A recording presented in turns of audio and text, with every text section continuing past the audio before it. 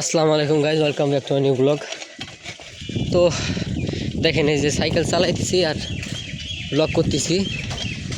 তো আসলে এটা আমি কোনোদিনই আমি রেকমেন্ড করব না যে এইটা আপনারা এই কাজ করেন। হ্যাঁ, তার একটা কারণ আছে। কারণটা হচ্ছে যে আর বেশিক্ষণ নাই ইফতারির। তো আজকে আমার দুদিন যাবত আর কি শরীরটা বেশি একটা ভালো না, ভালো লাগতেছে না, যার কারণে আজকে সারাদিনে তার উপরে আজকে জুম্মা ছিল, যার কারণে ভিডিওটা আরও করতে পারিনি। আর এখন যদি ভিডিও না করি তাহলে আর আজকে আর ভিডিও হবে না। এই কারণে আসলে কিছু কথা শেয়ার করার জন্য আসলাম আর কি। তো গাইজ, আসলে রাস্তাঘাটে একটু বুঝে শুনে চালাইতে হয়, নাহলে তো আর হবে না, বুঝলেন? আপনাদের বলবো, কেউ এইভাবে কোনো দিন চালাবেন না। এটা খুবই ডেঞ্জারাস এটা, ঠিক আছে? এইভাবে কোনো দিন কেউ চালাবেন না। খালি আমি তো জাস্ট আজকে উপায় না পাই আমি এইভাবে চালাইতেছি, নাহলে আমি এইভাবে চালাইতাম না।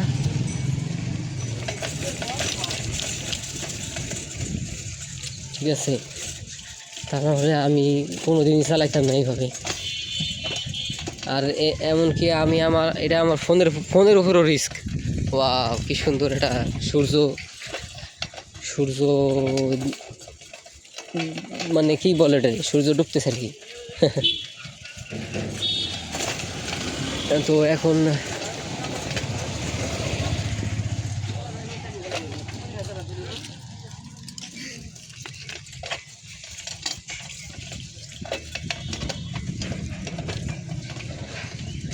আর এখানে হচ্ছে রাস্তাঘাট হলো আপনার ভাঙা প্রচুর।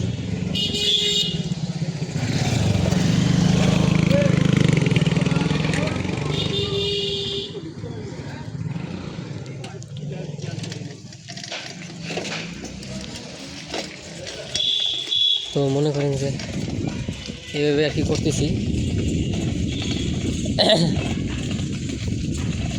তো একটা কথা আপনাদের শেয়ার করি, সেটা হচ্ছে যে আসলে মানুষের স্বপ্নগুলা, একটা মানুষের তো এক একজন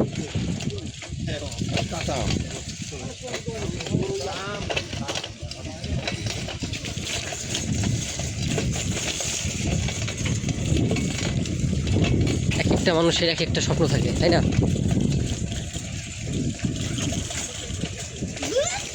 যদি আপনি ছোটোবেলায় যদি কাউকে জিজ্ঞেস করেন, কেউ না কেউ বলবে যে আসলে আমার এই স্বপ্ন, আমি এ হইতে চাই, আমি হইতে চাই। কেউ না কেউ আপনাকে বলবে, ঠিক আছে? তো আমার এই কথাটা বলার উদ্দেশ্য হইতেছে যে আসলে জীবনে এমন সিচুয়েশন আসে, হ্যাঁ, যেই পর্যায়ে এসে মনে হয় যে আসলে টাকার কাছে হারিয়ে যায়, ঠিক আছে? আর এই বিষয়টা খুবই কষ্টদায়ক, এই বিষয়টা। আর এই সমস্যাটা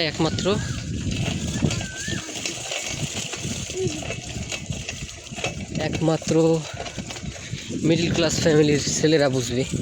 দেখি কি সুন্দর একটা পরিবেশে নিয়ে আপনাদের।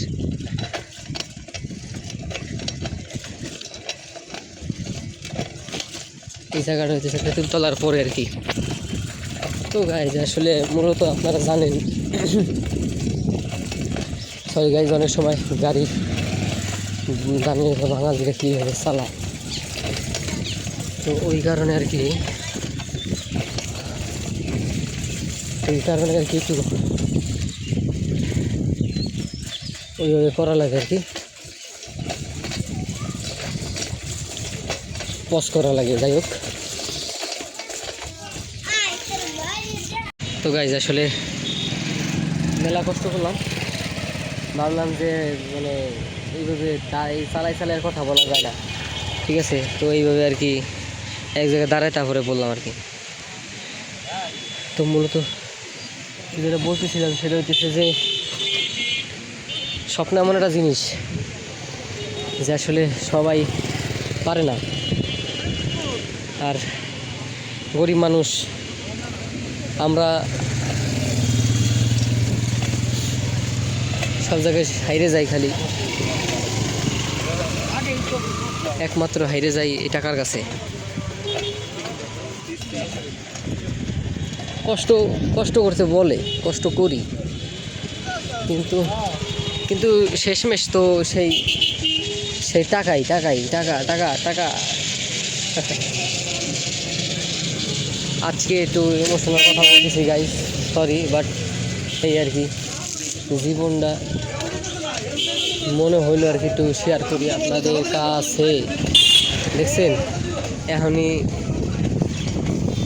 মরা ধরছিলাম আমার, কিন্তু তো এই আর কি জীবনটা এইভাবে আর কি, মনটা খারাপ আসলে মূলত, এই কারণে মনটা একটু খারাপ চলতেছে। যাই হোক, আপনাদের কাছে সারা কার কাছে শেয়ার করবো বলেন, একটু দোয়া করেন আমার জন্য, এই আর কি অন্তত স্বপ্নটা যেন একটু পূরণ করতে পারি। স্বপ্ন আমার আর হাজারটা স্বপ্ন না, আমার একটা স্বপ্ন, একটাই স্বপ্ন, আর এই একটা যদি কমপ্লিট করতে পারি তাইলে আসলে নিজের মনে হবে যে না কিছু একটা করতে পারছি জীবনে। তা নাহলে তো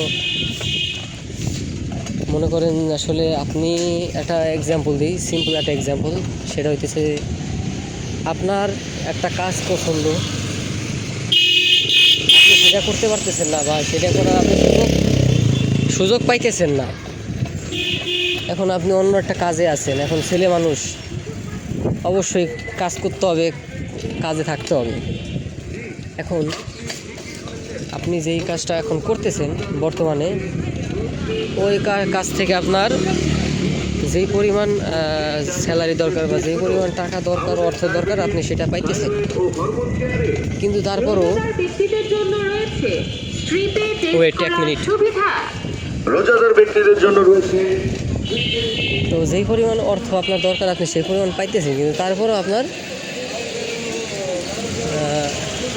হইতেছে না, মানে কী বলে এটাকে, ভালো লাগতেছে না বা সেই মন টানতেছে না। আমার অবস্থাটা ঠিক ওই রকম।